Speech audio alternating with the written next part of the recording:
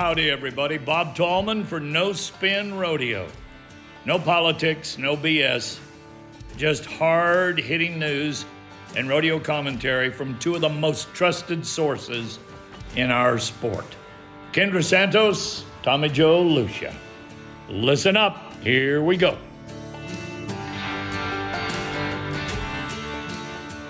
Welcome to No Spin Rodeo. This is episode 35. We've got the Avengers here, Greg Teagarden, and the First Lady of Pro Rodeo, Kendra Santos. We're Rodeo Avengers, or we're the people you're going to see on the No Spin Rally stage in Las Vegas, because we're going to have a rally, and I'm going to make Greg play YMCA, and Kendra and I are going to do the Trump dance as a send-off every time. So you guys get ready, bring your No Spin Rally gear, and come out and join us. Welcome to No Spin, episode 35. We start it every time with coffee time, where we each kind of say what's going on, and everybody kind of pauses. So I'll just start with you, Greg. Let's start with you, Kendra.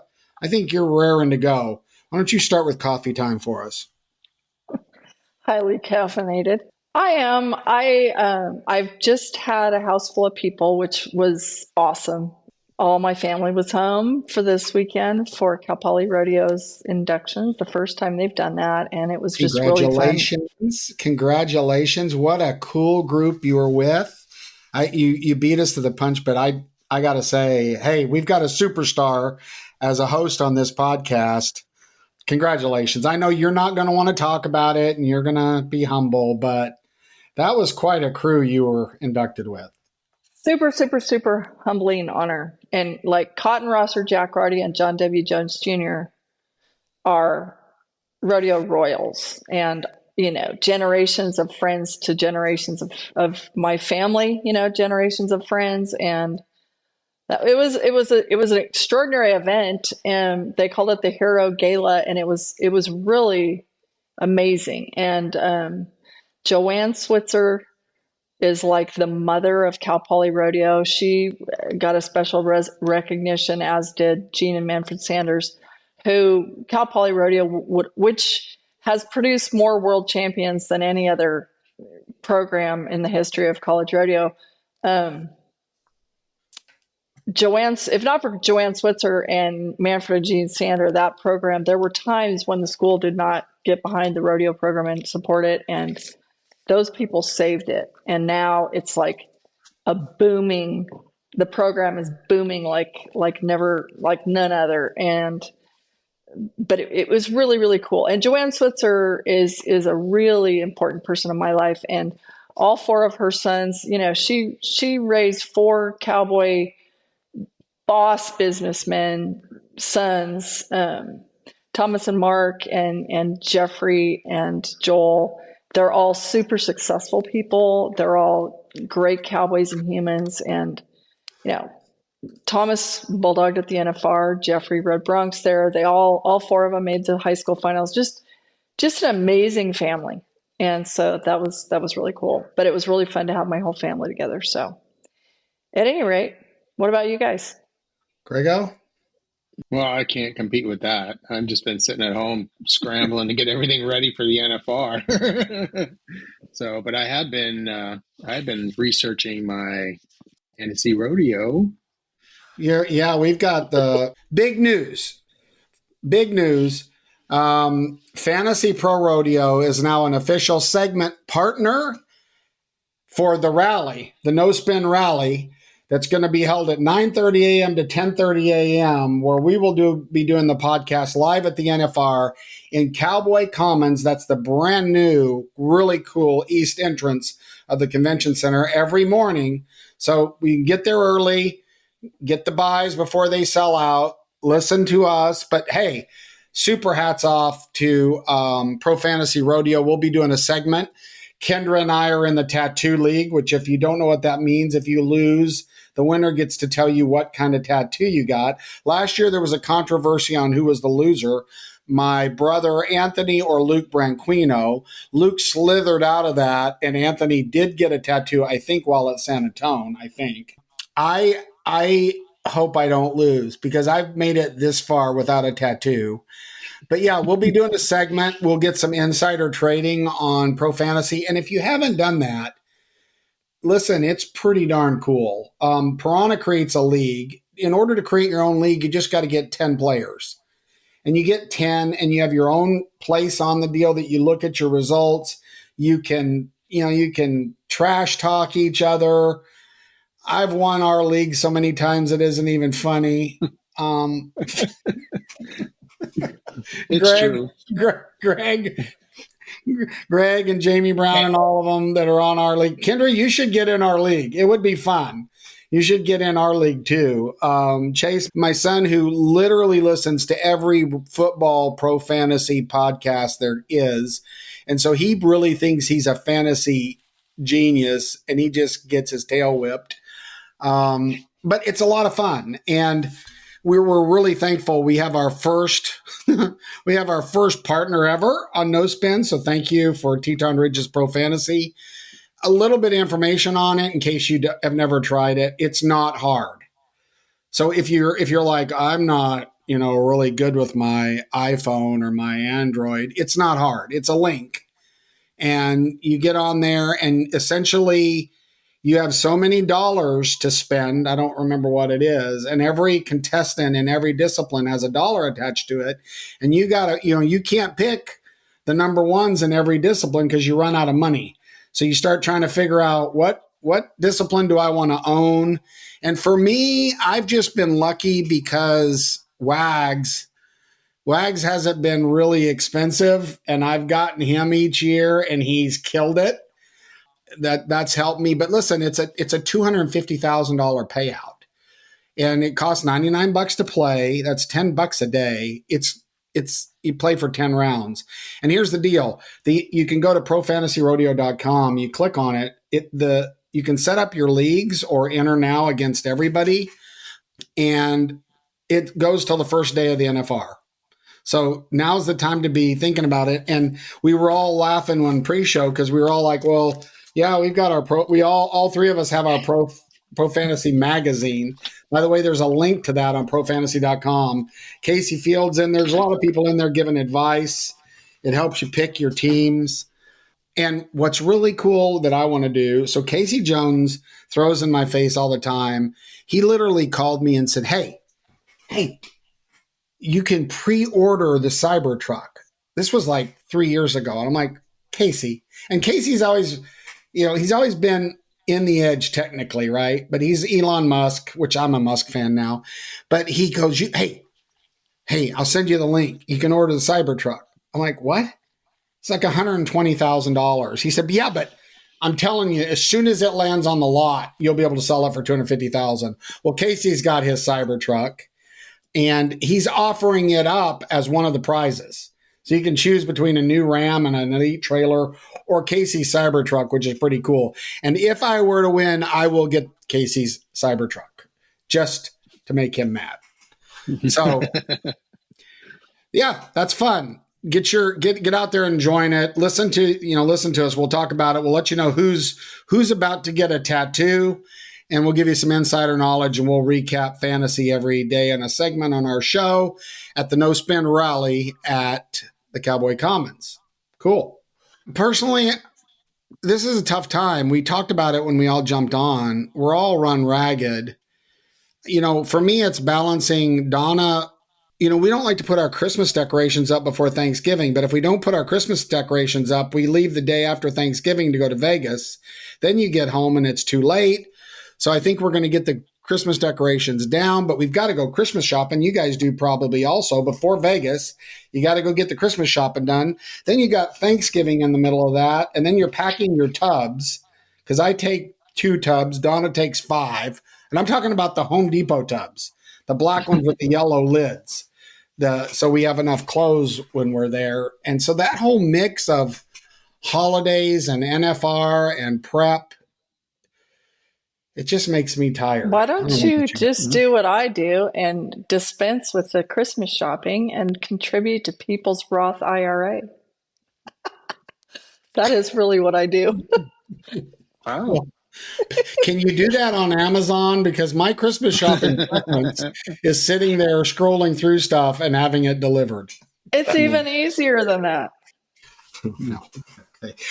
Is it okay to give $19.99 to a Roth IRA? Hey, listen, Charlie's going to thank me in 50 years. Asha will thank you in 50 years. Contribute to his Roth IRA or to his college fund today.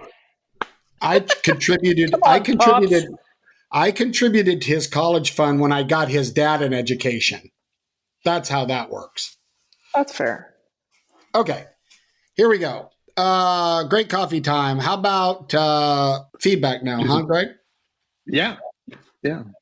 Let's see here. So coming back from our last episode where we talked about the wheel of rodeo, one of our no spinners from Arizona mentioned that we forgot judges. Oh, is that what that was? Forgot judges. That's interesting. I don't consider that on par with the 6 we named, but okay. Yeah. Judges are very important, but I mean, one equal to committees and contestants? Yeah. I don't know. God bless America, but... Yeah, that could beg... That's definitely an important part, but then again, so are the pickup men and the bullfighters, and right? They're all crucial. Would that be all contract personnel, though? In a sense? Yeah, but judges could be considered contract personnel.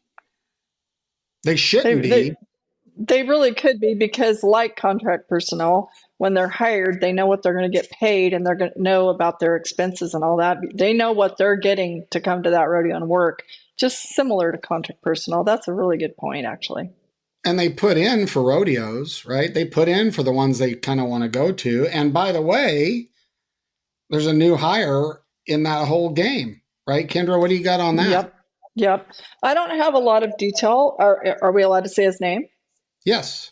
They haven't announced it, but it's Ron Howard is going to be the new head of PRCA judging starting, did you say, in January?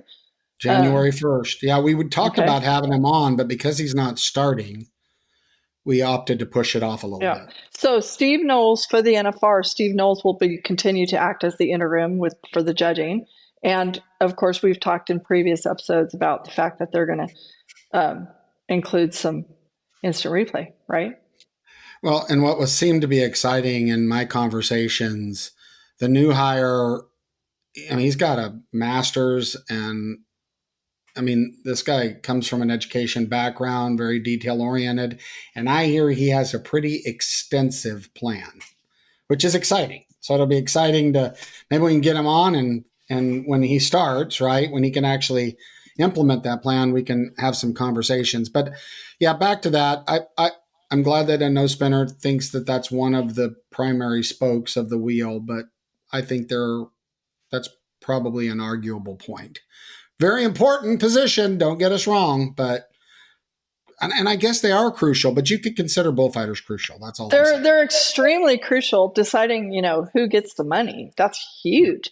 But I don't think you would compare them to committees, contestants, contract personnel, sponsors, fans. Yeah, because you don't need judges if you don't have a rodeo. You don't need, that's what we're saying. I guess we're saying fundamentally you need these entities to have a rodeo. Yeah. Correct. But anyway, I think that clarifies. It's all good. We love judges. What else you got, Greg? All right. Here's someone from a no spinner from 518 who's referring back to the circuit final episode, talking about history and how circuit finals work. I want to know your thoughts on rodeos not having barrel racing and breakaway roping. I understand breakaway is not a standard event, but Cowtown Rodeo is it Piles Grove, New Jersey? Just outside of Philly. It's been going on forever. The Harris family. Yep, I had breakaway for a year, decided to do away with it. Soon after that, they did away with the barrel racing, which they have had a part of their rodeo for as long as I can remember. Barrel racing is or isn't a standard event? Question. Also, how does a rodeo that doesn't have a single WPRA event be eligible for top 5 small rodeo of the year? I guess I understand the WPRA is the WPRA and the PRCA is the PRCA, but can someone clarify how and why this is possible and if you all agree or disagree with it? Kendra, you want me to take the lead on this, or do you want to start? You sure can. I will say that the top 5 small rodeo of the year, I guess I'm making the assumption. I don't remember seeing that far down the list. Is that PRCA? Regardless of whether it's WPRA or PRCA, if it is PRCA, that is something that's done by votes. So that means that they got the votes to be in the top 5. But I'll say this before you speak more about barrel racing being standard or not. I have thought about this a little bit, and I do remember a time in my adulthood when, for example, Salinas, California, PRCA Rodeo, for some reason, they didn't come to an agreement with the WPRA one year, and so they had an open barrel race there, for example. And so that these things do happen. So I guess unless something's changed on that, I'm going to say that it's not like a PRCA event where you cannot sanction a rodeo without it, correct? Right. There's 2 sanctioning bodies. And that's obvious, right? But we need to clarify here. And then I can go a little backstory about Cowtown. But when the top 5 that is being referred to by the No Spinner is voted on by the PRCA members, all men's events. So naturally, that's included. The WPRA did not sanction, which is not a fair statement. But let me go back. Standard events. I think that's a term that's been used wrong when we say it's one of the standard events. That it's not standard in the PRCA. It has nothing that barrel racing and breakaway WPRA has nothing to do with the Professional Rodeo Cowboys Association, right? So it's not one of their standard events. Their standard events are the men's disciplines that they sanction. The standard events for the WPRA would be all of the events that they sanction that are included in their portfolio. So Woodstown could be voted on by PRCA, men's events, right? And win. And the WPRA does have a whole class of awards too. I believe they have an award show that their members vote on, but they don't vote. WPRA members don't vote. When you see the award show and you see that stuff, that's voted on by the PRCA, which does not include barrel racing. So to call it a standard event may just be a little bit slang. It may be a traditional, what we would consider traditional, but to use the term standard, I don't know where that came from, but it doesn't have any policy merit to it. Right. And I'll say too on standard, it wasn't that long ago. It was in Troy Ellerman's tenure as commissioner of the PRCA that team roping even became a standard PRCA event, meaning you cannot sanction a PRCA rodeo without having it. And that, I remember Brett Tanazzi was the team roping director at that time, and the deal was everybody came to terms on the board of directors and it was voted standard. I mean, this isn't that long ago, like in the early 2000s, and with the understanding and agreement that the following year, they couldn't do it all at once, but the following year, it was also going to be, it had to be equal money. And let the record show that that has never come to pass. Yeah. It's still not. Anyway, moving forward. Sorry. So it's not fair to say standard rodeo events. Now, I think there's some interesting stuff. As I dug into this, there's a little more to this, so I'll try to keep it brief, but I think it's interesting and worth telling the story. So originally, my sources said that Cowtown, this was the original kind of breakup 2 years ago. Cowtown wanted to do 2 sections of barrel race instead of doing 1 section and then having slack. They wanted to do 2 sections during their rodeo. And my original sources said the WPRA didn't agree to that and didn't sanction it that way. And immediately I'm like, why not? What do they care if they both run 2 sections of barrel race in the perf. Well, so then that caused me to dig a little further. And so I reached out to some sources in the WPRA, and here's what happened originally several years ago. Some contestants at Cowtown drew up in the slack, and they had them run during the perf. Okay, the Cowtown Rodeo did. Well, some contestants went back to the WPRA and said, we drew up in the slack. They had us run in the perf. The WPRA went back to Cowtown and said, hey, once you draw this, the slack contestants have to run in slack. So then Cowtown, I'm sure the initiative here from them was, we want to use more barrel racing in our show to help fill it out. And they said, well, then we want everybody to run during the perf. And the WPRA said, okay. But that was right 2 years ago when they were starting to try to implement the drag rules, the big drag rules that now Denver's following and Fort Worth's following, right? That's a big hot story. And so I think there was a little bit of conflict about what the WPRA was asking for in dragging, right, for each section, and what the Harris family and the Cowtown Rodeo wanted to do during the show. And the truth is, the WPRA, they didn't pull the sanctioning on it. Cowtown pulled the applications. Okay, that's an important difference there. So the WPRA, I think, wants that to be a WPRA event. I think that all along they wanted to work it out. Who wouldn't want sanctioning fees for that many performances? And the rodeo decided to pull the application. Okay. And you're correct. They can have an invitational barrel race. And I think they've had some youth barrel races at Cowtown. But here's something that I thought was really interesting. And I don't want to make this could be a whole podcast. You know how we are. But here's what's interesting. The WPRA rules state that a WPRA member cannot compete in an invitational barrel race that's a part of a PRCA sanctioned event. So, if I'm making this up, if Salt Lake wanted to do a $50,000 invitational barrel race and not be sanctioned by the WPRA, we could do that, but no WPRA contestants could participate. You know what shocks me? That would hold legal water, because this sounds just like the old back in the day when the PRCA members could not compete at an amateur rodeo. What's the difference? And that was a legal battle that was won by right to work laws, and you cannot stop people from going to make money. And I don't know how they can legally do that. You're right, but if you watched the court proceedings of the ERA and the PRCA, here's what the judge essentially said. If you want to play in the PRCA, it's a club, like a golf club. You play by their rules. You agreed to the rules when you joined. You agreed to the rules when you joined, and if you don't want to be a part of the club and it's better outside the club, then go do it.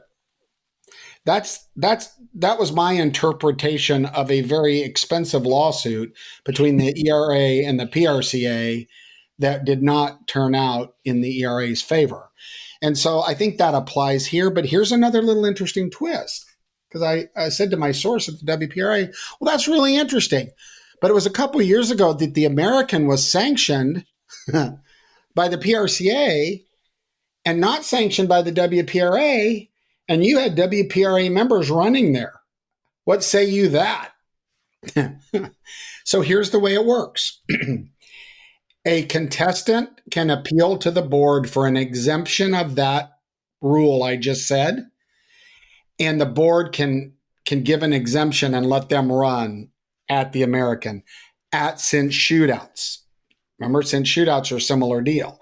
At cinch shootouts. So there's a path for WPRA members to run in these invitational events, but overall the rule says no WPRA contestants can compete at a PRCA sanctioned rodeo that's having an event other than WPRA. So I thought that was all interesting. So it's not all, again, I think the WPRA, maybe Cowtown, they still want to have conversations. To answer your question, we told you why they got selected for the top 5. We've now told you the backstory that not very many people know about why it all went away. And it wasn't that the WPRA just said, we're not doing it. The Woodstown committee pulled their application. You have to apply for sanctioning.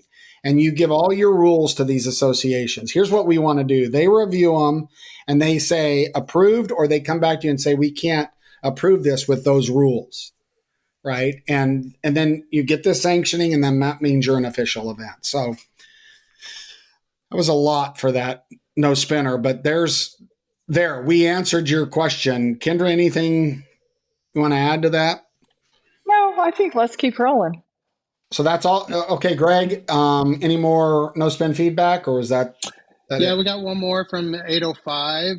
They mentioned that Garrett Urigan's company, Lightning G Productions, is handling the shows at the new common area at the convention center. They were just curious if Piranha was involved with producing that show and what else Piranha was doing at the NFR. Well, Garrett, his company, and some other contractors are providing equipment for that. Piranha hasn't done a whole lot over at the convention center. We will be bringing in our own switching and directing team to cut the show that you can watch, by the way, on Pluto Ride Pass. You can watch it on Cowboy Channel Plus app, and you'll be able to watch it on our YouTube channel. So there's a lot of ways to watch it if you don't go to Vegas. But remember, if you're in Vegas, you're going to do the Trump dance with us, because we're going to have a rally every morning at 9:30. So that is that. The Piranha team, we're very blessed here in the NFR. Our crew is very, very busy. We have assets and work very closely with the World Series of Team Roping. We do video production work for Anthony Lucia's show that is live on, I believe, the Cowgirl channel, and maybe available on the app, I think. Is that it's right? Definitely on the app. Yeah. And so we do production work for them. And then, of course, we do the production of the back number and reception, and then the awards banquet. And then our team manages the Pro Rodeo Zone, Polaris Pro Rodeo Zone, in front of the Thomas and Mack. So when you get off the buses and you walk through that area, and you can get on a Heston, and you can go in the Coors tent and have a beer, and you can buy merch out there. By the way, there's a huge amount of merch. The Polaris, you can get on Polaris units and try them out. Teton Ridge will have their pre-show out there this year, so heads up. I don't know who the talent is, but I bet you JB's on there. They'll have a pre-show stage out there where they'll be feeding their show live into the Thomas Mack. You can stay out there and watch it. You can make signs. It's really cool. You make your signs out there. That's become a big deal. People get their poster boards, make the signs, bring them into the building and hold them up, and they get on TV, on national television. So our crew does the Pro Rodeo Zone. If you haven't spent 15 minutes in the zone, it's worth it. You should stop by. There's a lot of cool stuff to see, and it's right on your way when you get off the bus from your hotel, right on your way into the Thomas and Mack. So yeah, we've got, did I get everything we're doing, Greg? We're also doing the breakaway finals. The breakaway. Yeah, our video production team will be working with the Cowboy Channel for the breakaway roping that you'll be able to watch on the Cowboy Channel this year live. So that's pretty exciting also. So we got a lot going on. And then now with No Spin Live, No Spin worked out pretty good because we set up in the hallway of the South Point, thanks to Ryan Growney. We were down there. It was a really cool little place. All of our friends were walking by. But yeah, we'll be at the convention center now. All right. So I think that wraps it up for our feedback. Yep. Feedback. Yep. You can, we always love feedback. So go ahead and text us at 817-668-2395 or email us at nospinfeedback@gmail.com. Take note of that. All right, Kendra, give us a little bit of rodeo news. I have a few sad ones today. But they're big deals. Barbara Hampton died today. We're recording episode 35 on November 20th. Barbara Hampton was one of the greatest rodeo moms of all time. And an original family in the cowboy capital in Stephenville, Texas, the Hamptons. Barbara and Johnny Wayne Hampton, they're like iconic in that town in Stephenville. And JJ, Angie, and Ro, were Barbara and Johnny Wayne's kids. Marty Yates, the NFR tie-down roper who's returning again this year, is Barbara's grandson. And so, of course, Marty and Lonnie Kay have Miley Grace, a little girl who just turned 1. That was a great granddaughter to Barbara Hampton. But super, super cool was the fact that, she was sick and she was weak, but she rose to the occasion a week ago and made it to JJ's well-earned induction at the National Cowgirl Hall of Fame. And to me, that's just so vivid in my mind, the picture of JJ and her mom, both of them with their holding the medallion, that JJ got. But Barbara was really special. She cheered for all of our kids. She really did. She encouraged. She was like everybody's mom. She was like a Joanne Switzer at Cal Poly Rodeo. Barbara Hampton was like that for the rodeo family. She loved everybody and everybody's kids, and always had an encouraging word. Kind of like Larry D. Guy's mom, Mary, when we lost her not long ago. And I felt the same way. Like whenever you saw these women always in the grandstands, videoing for more people than just their family, and just happy for when other people won, pick you up if you were down, cook you a meal, really just good women. Anyway, so a death a week ago today was Ernie Taylor, and he had a high impact. He was the 1973 world champion calf roper, and he roped at 8 straight NFRs, 68 to 75, I think it was. And that Ernie's heyday was before my time, as a kid, but I remember everybody always talking about Ernie and his great horse Scorpion. And from our youth, Red Steagles, he did that rodeo album, and he was, when he rattled off a lot of cowboy names, he always remembered Ernie. And like Roy Cooper just remembered him as the Oklahoma Outlaw. I feel like Ernie Taylor was a great cowboy storyteller, and he was a great cowboy character by all accounts. So, he died at home in Hugo, Oklahoma a week ago. And I feel like, Donnie Hutzel. And it's so strange to me that Donnie Hutzel, Northwest stock contractor from Washington, a co-owner at Flying 5 Rodeo, he died about a week ago too, on November 12th. And how I did not know that man, I don't know. But in the Northwest, he was definitely a stock contracting icon. Did you know him? I did, but not well. I just remember the Hutzel bucking horses have a certain look, right? Even the bloodlines that have peeled through today. And we never did a whole lot of rodeos. We did some with Cotton, but we didn't rodeo when I was a kid that much of the Northeast or the Northwest, up in the corner, where these guys were. But I know of them, have shook their hands, but don't have a personal background with them. Yeah. Anyway, iconic Columbia River Circuit person, a large impact person up there. And so we've recently had a couple of circuit finals. The Southeastern Circuit Finals happened the other day in Davie, Florida, I think it was. Kyle Irwin was one that stands out. He won the steer wrestling, and he rode Sam Dixon's horse Baby, which Tyler Wagersback plans to ride at the NFR this year. Another highlight I thought was Clayton Sellers winning the bull riding at the Southeastern Circuit Finals. That family is so fun to watch. They're scattered coast to coast now. Clayton Sellers is married to Lefty Holman's sister, Billy, and they're, of course, from California. But Billy and Clayton recently had their little baby boy, Poncho Pete Sellers. So he'll be at his first NFR this year. And as will Lefty and Haley's little girl, Viva, will be in Las Vegas, So anyway, that's a fun family. And then another circuit finals, Great Lakes, they just had their circuit finals in Louisville, Kentucky. And one of the highlights from that was Nick Pelkey winning the bareback riding. He, everybody always talks about iron sharpening iron, but he gave a ton of credit to his traveling partner, Tanner Oss, and said that he really like lifted him on the positivity meter, and it made all the difference in the world. And now I can't recall Nick Pelkey. I feel like he finished like in the top 20 this year, but he's really, hoping to keep on the gain. And of course, he qualified for next summer's NFR Open, which is become a really big deal when you're trying to make the NFR. So that's big. Okay, two huge pieces of rodeo news right now related to Western sports.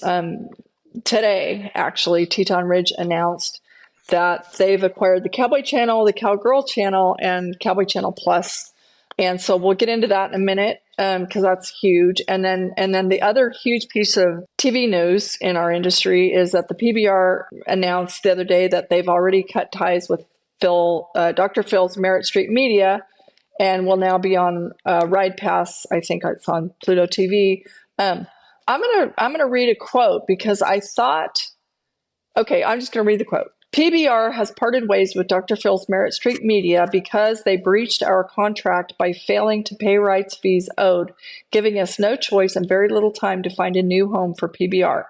End quote. So I'll just quick comment on that. I thought that was, I don't know if I call it gutsy, aggressive, something, considering I can only imagine Dr. Phil's deep legal pockets. I thought that was a very bold way to announce that they had cut ties. So, Tony Joe, I'd love to hear what you have to say about these two. This is big news. Both of them are big pieces of news. Yeah. I mean, Gleason, it's interesting to me, not only that he said that, and bold is a nice way to put it.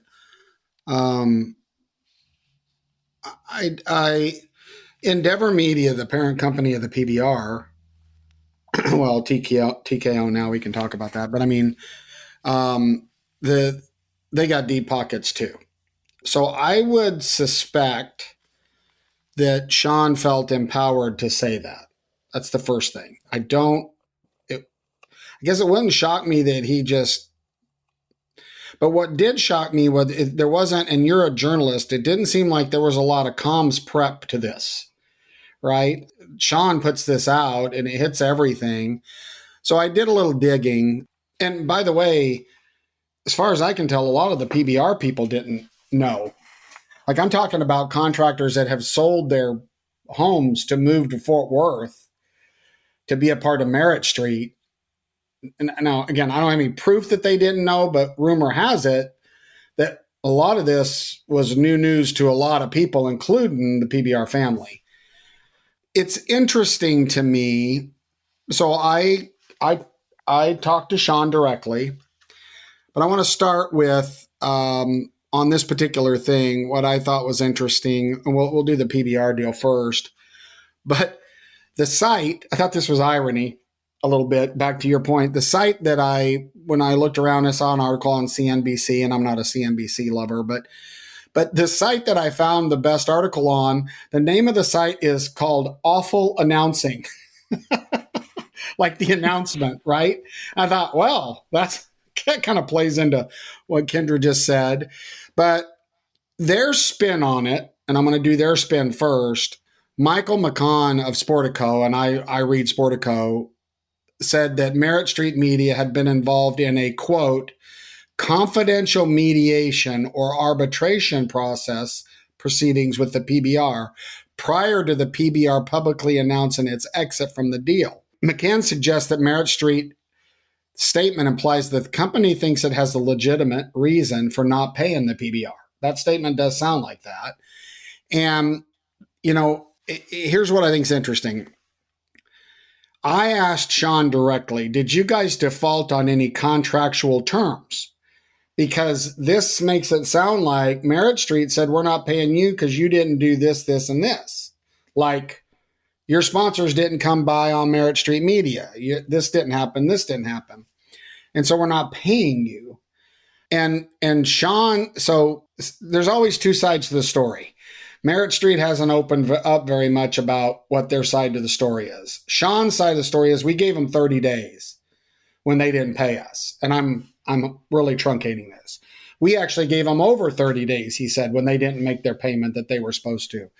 And I actually paid for production that they were supposed to pay for on a couple of the last team's events to make sure that the product was good.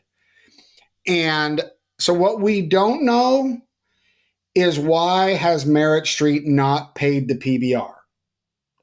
Now, it is interesting to note that it was less than a month ago, maybe it was a little more, but they laid off a big amount of staff.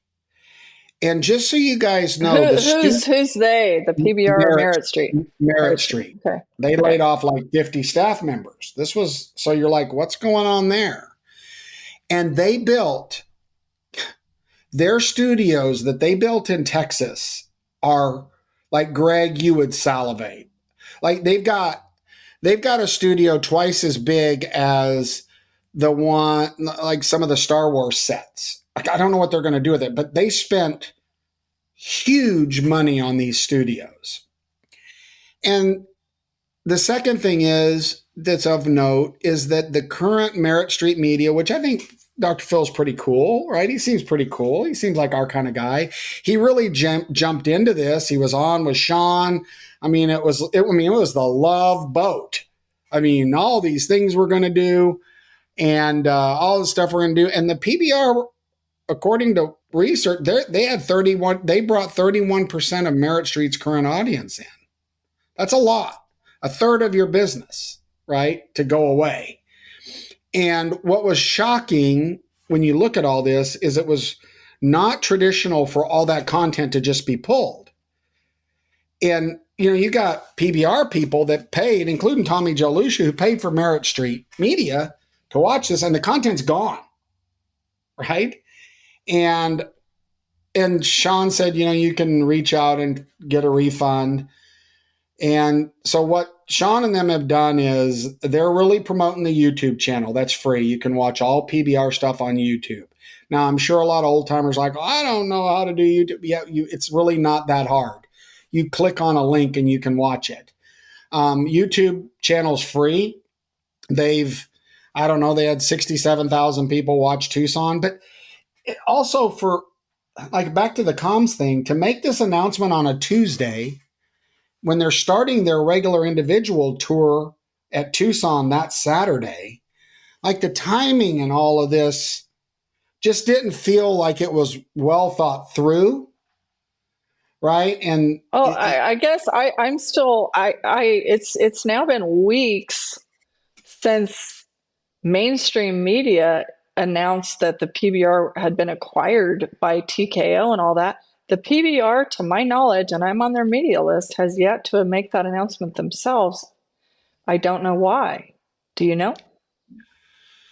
Well, no, but I don't know why. I can't say why they did that, but I will say this. Shapiro, who's the GM of TKO, or, you know, he's the managing director of TKO. So what happened was Endeavor Media looks like they're shifting their sports properties out of their portfolio to go private. Okay. And so they shifted and by the way, Endeavor Media owned, I think it was 53% of TKO. That Endeavor Media owns the majority of the shares. And they handed over the assets of the PBR, but that was the smallest part of that. IMG, which packages and sells media rights for the NFL. I mean, that's a humongous property. That went with it with the PBR. And then On Location, which is like a luxury hospitality. They do all hospitality at Super Bowls, a whole nother big sports brand. That went over to TKO for 59%. So they got 6% more of TKO shares. Now, what that's valued at, but it's really kind of a paper deal if you really look at it.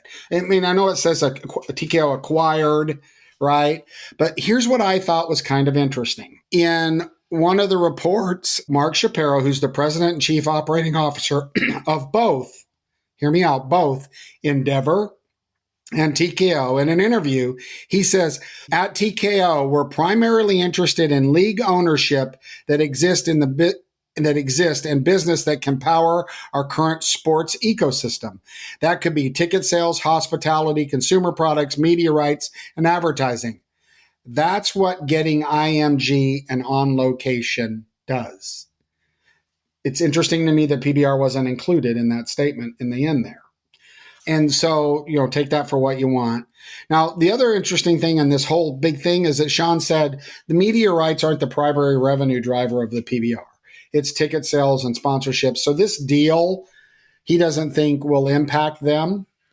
By the way, I know for a fact, Teton has been talking to the PBR about media rights.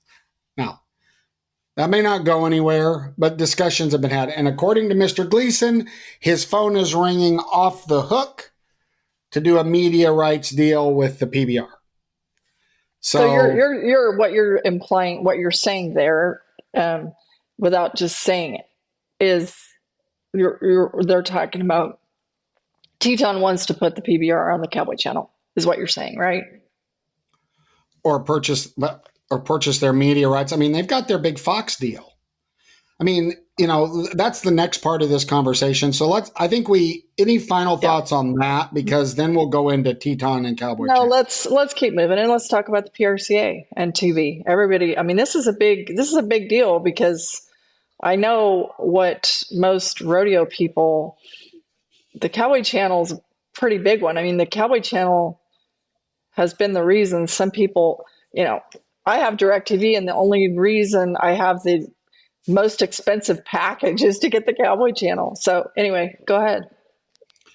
So, we've been addressing, is Teton going to buy it? Is it not? And I think on one of the broadcasts, I said, we've got a ways to go yet. Well, that deal got done. I knew it got done when I heard that some payments were made, but someone, a source close to Teton Ridge made a statement of, it's like the the old dog on the country road that chases the red truck every time it goes by, biting at the tires, trying to get it to stop. And then one day the red truck stops and the dog doesn't know what to do. And what I get out of that is, that's been a star in Teton Ridge's eyes to get the Cowboy Channel bought. Now they have it. What are they going to do with it? And I'm not so sure. Again, this is personal narrative. I wonder if they know what they're going to do with it now that they've got it. I doubt they do much very quickly. And the reason that I say that is that I think that they lost hope that they were going to buy it, Kendra. I really do. I think, and they really focused on their new Fox Sports deal, which puts all of their qualifying events on Fox Sports Network and the American on Big Fox. And I think they really have put a lot of time, sweat, and effort into that. And to now have this, I don't know that a whole lot of people within their circles understands what's going to change. Everybody's, well, what's going to change? Well, I don't think much is going to change. I know they're going to have to figure out how to make Cowboy Channel profitable. Okay. They do, right? Anybody that buys that, and Patrick Gotch in a lot of his last presentations was basically saying, I'm tired of propping this up. It's got to make its own money. And I'm sure Teton Ridge, the interesting thing, remember when Teton Ridge jumped into the sport, the purse strings were very open. They were spending a lot of money in a lot of places. And then those purse strings closed. Last year was probably the tightest I would say they've been on spending money inside the sport. Someone pulled the purse strings way back. So the question is now, are those purse strings going to open up? Are they going to spend a lot of money on content for Cowboy Channel? Are they going to improve production at certain events? And, and you have to ask yourself, if you're not making money in the current role, how are you going to do that? The only way you do that is to bring in new sponsors. So I think it's exciting news. I think Teton is quality all the way. No doubt about it. Their stuff is quality. And but I think it remains to be seen, Kendra, what this actually means. Again, here we are in a rodeo hurricane, right? Gleason's months after cutting a deal, he's out, and now Cowboy Channel's being purchased, and here we go into the NFR, and you know how that'll be. That'll be the discussion points of all of the rodeo experts about what's going to happen in rodeo TV now. So, well, I think we all have very much appreciated, if not been borderline spoiled, to be able to, watch family and friends and in major events, live on the Cowboy Channel. We've talked about that before, where how many people, including I think you, were like, oh, good luck making money with that. But the base loves the Cowboy Channel. Now, whether or not they're going to play to the base or they're going to, go after a whole new demographic, we don't know. We don't know. I mean, the endemic brands, the sponsors of rodeo have been so loyal, right? And there's been some new ones that now we consider endemic brands like Cinch and, but there's not, those brands are squeezed pretty hard. They spend almost everything they have in rodeo. So you're probably not going to get a whole lot more out of a current brand in rodeo, maybe, but I doubt it. And so then you got to look for new brands in rodeo. And most brands that are coming into sports are looking for a storyline, a sport. If you're pitching it as a sport, it has games, playoffs, championship. It doesn't have 600 rodeos and a championship. And so you're right. It'll be interesting to see, very interesting. And I have zero predictions. Like I don't get any feel for what's going to happen. We do know that they called in the Cowboy Channel staff recently, right? And told everybody you have a job for 6 months. That's part of the deal.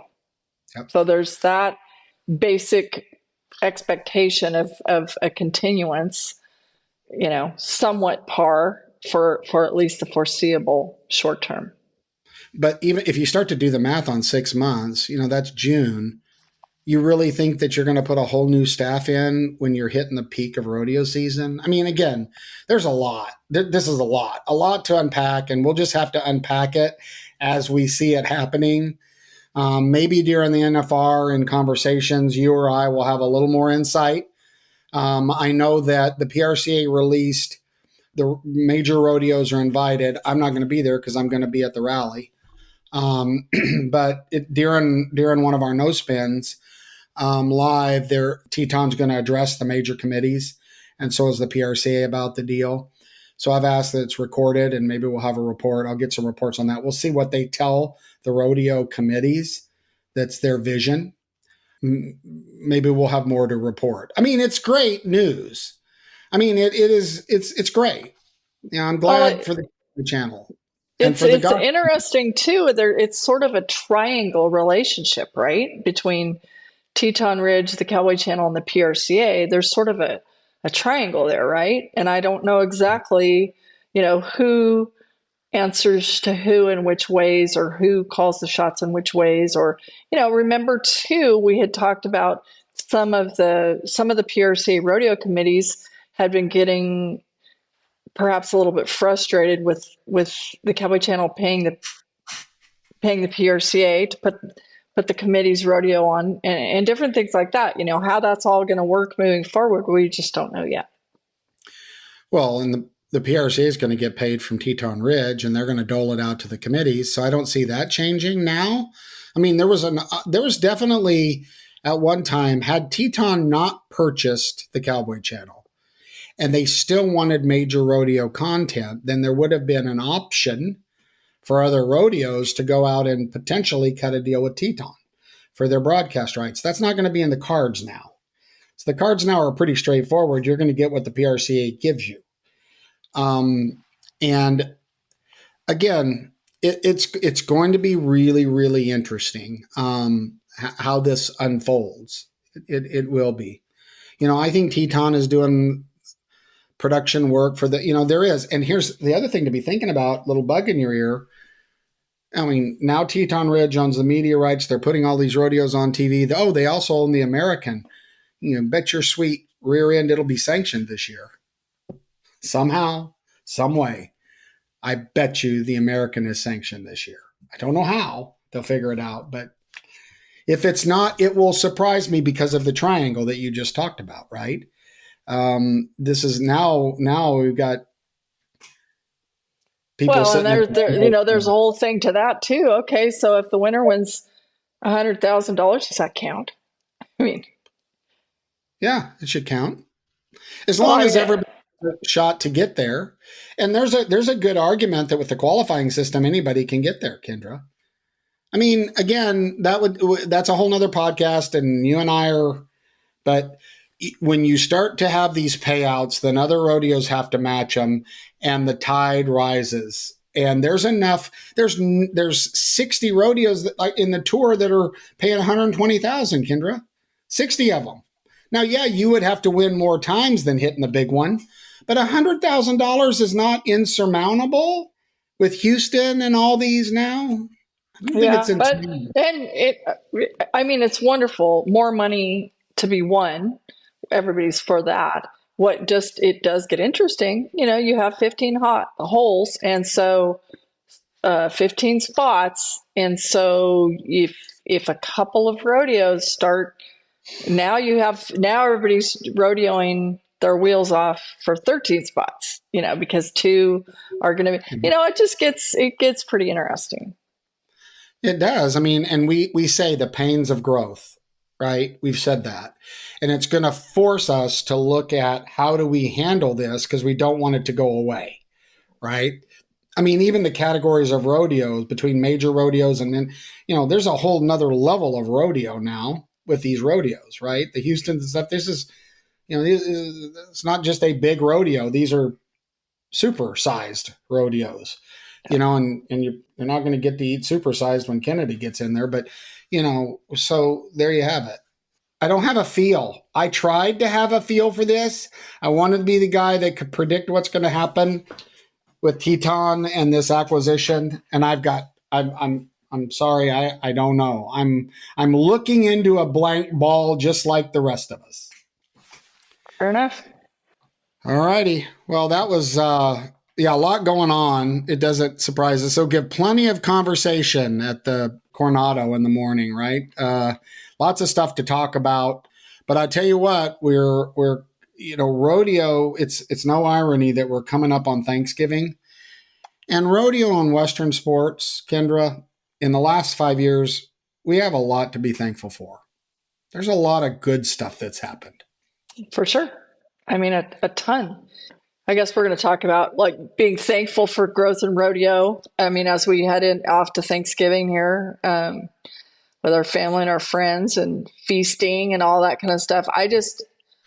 There is so much to be thankful for in rodeo. And the fact that we're about to head to Las Vegas and that people we're talking about $33,687 to win a go round 10 nights in a row. I mean, that, not very long ago, it's like, oh, well, a guy won the world and won $3,000 at the NFR. I mean, it's like the average $86,391 to win the average in every event this year. Wow. The PRCA has a lot to be thankful for. I mean, Houston upped their money. Fort Worth stayed in the PRCA family. Good. They're doing a few PBR events. We'll talk about that later. But the main part of the rodeo stayed in there. This contract with Las Vegas, like you just talked about, the increases this year and the increases going forward. You might argue about who gets what and how much and where's the money. And I can't make the math go up, but the numbers are going up. And that's really good for the cowboys of the sport. What I hope is that they don't forget the other spokes of the wheel that we talked about earlier. And that is, you can't just have the rodeo with the cowboys. You've got contract personnel, you've got committees, all those things we talked about. And the cowboys are definitely the core.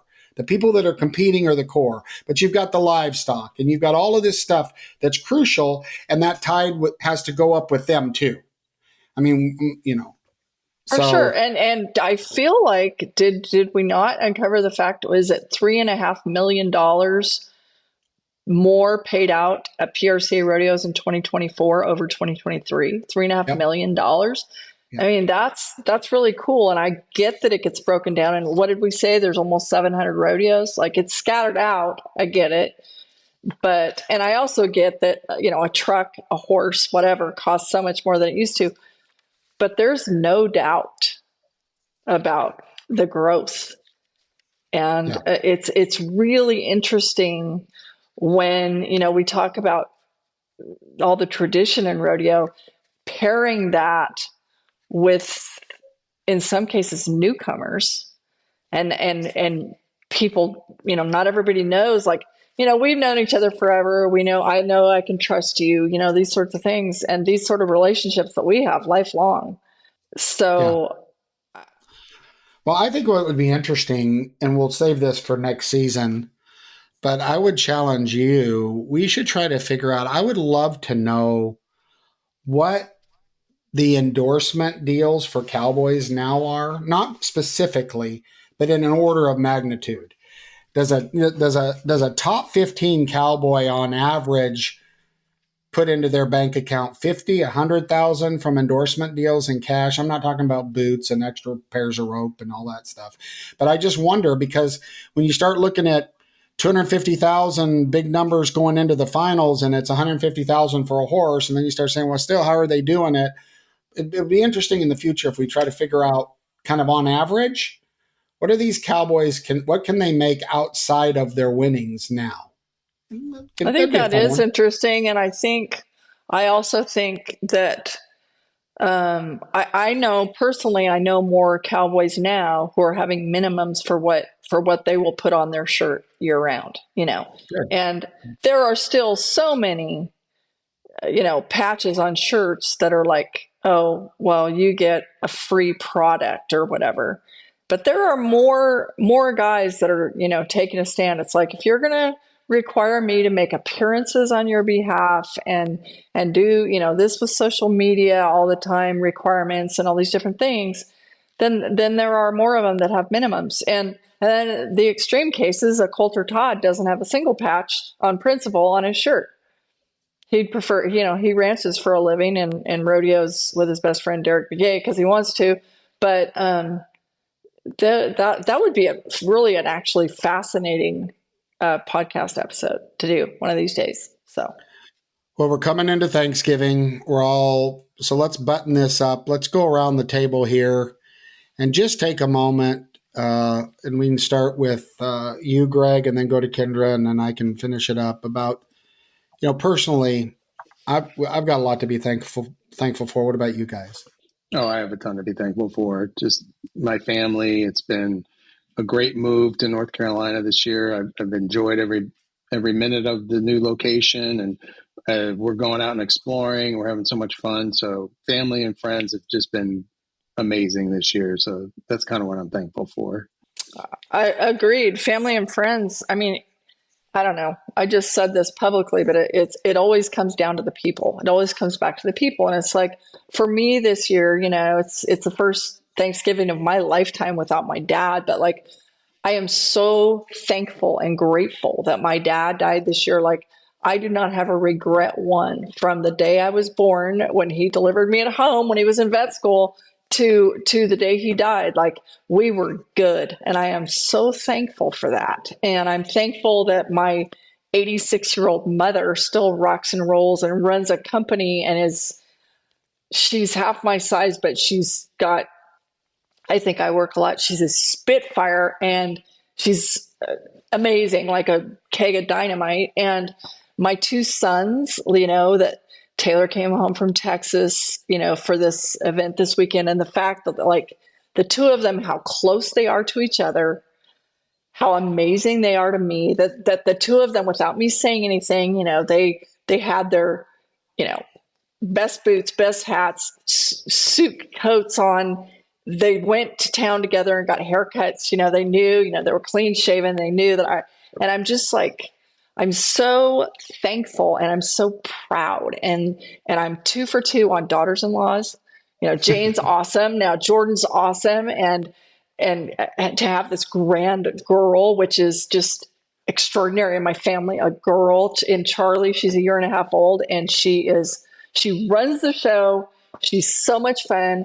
I'm so thankful. And now Taylor's about to get released to get back on a horse and get back to it after 2 hip surgeries this year. But he and Jordan, they've got a baby boy coming. And so it's so exciting and so happy making. And I could not be more grateful. Yeah, it does all go back to family. I think mine starts a little wider.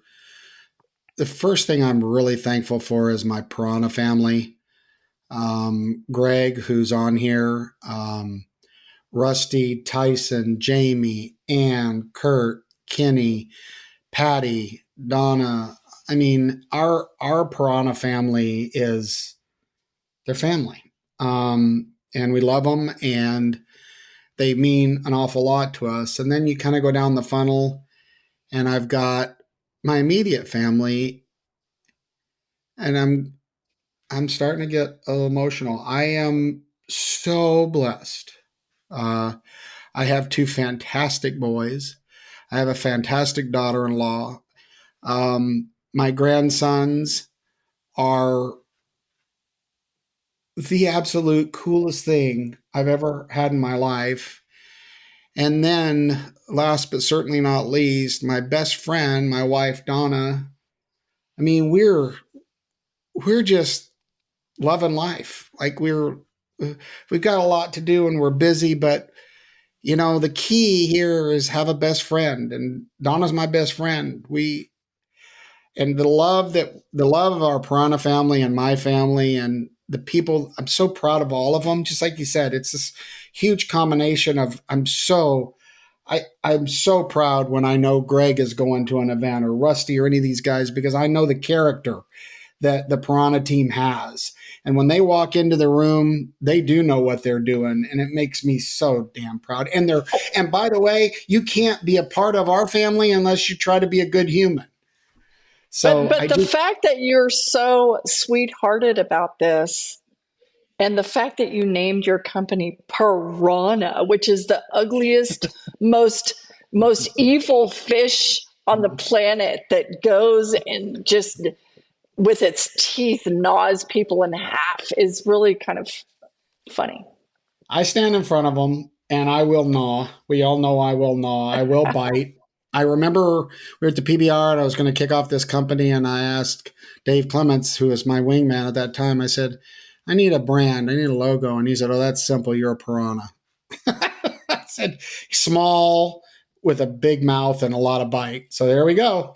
And so, but I'm thankful. I'm thankful to my God, and because all of this that we all have is because of our Creator. And I just hope all of you look around at the Thanksgiving table, right? And the stuff that we think is important today, or a problem in our lives, we should just ask ourselves if it's going to matter in a week or two. Because if it's not going to matter in a week or two, why in the hell are you worried about it? There's so many great things all around us. We've all shared it.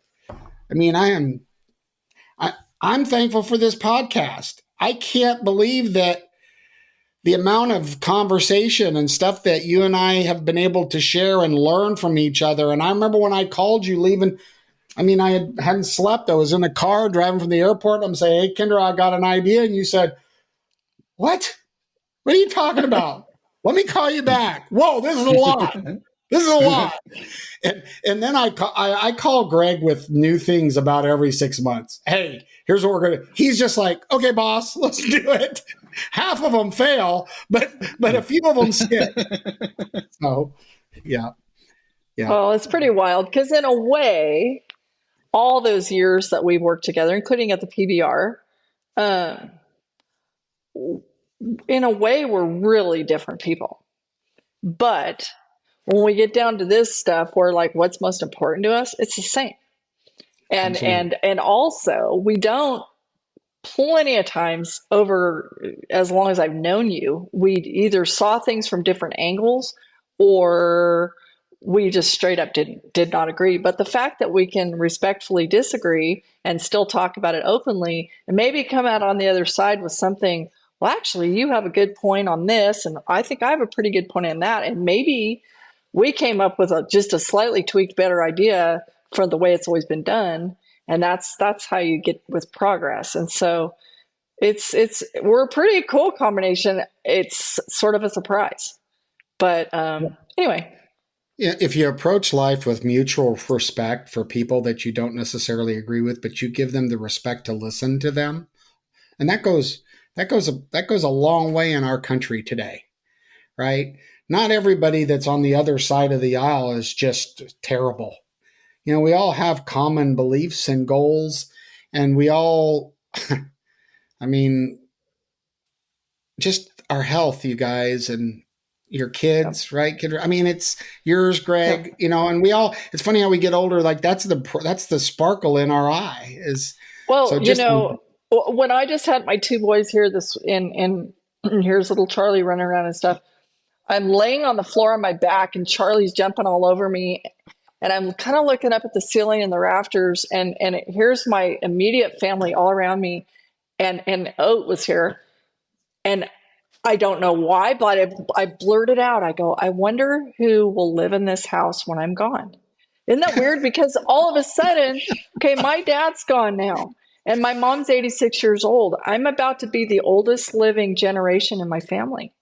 That's you start realizing what is and is not important. And most of the crap that goes on the day-to-day is not important. So. Amen. I start work this morning, and Asher FaceTimes me usually every morning, and it comes up on my computer, and I'm answering emails, and he's taking me for a ride on his rolling horse all over the house.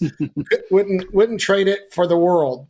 Come on, Tumps, you're going with me, and I'm on an iPhone, and here we go. So, well, thank you two. I really have utmost of respect for you two and for the product that we're delivering. Thank you very much, all of you that listen to us, that spend the time to put us on the podcast.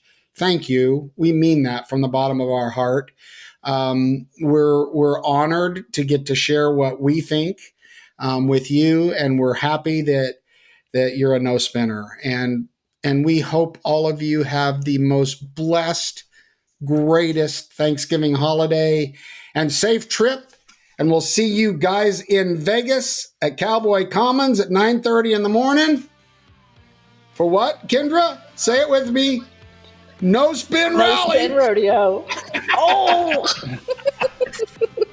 All right. Thank you, Greg. Happy Thanksgiving, everyone. See you guys later. Thank you. Happy Thanksgiving.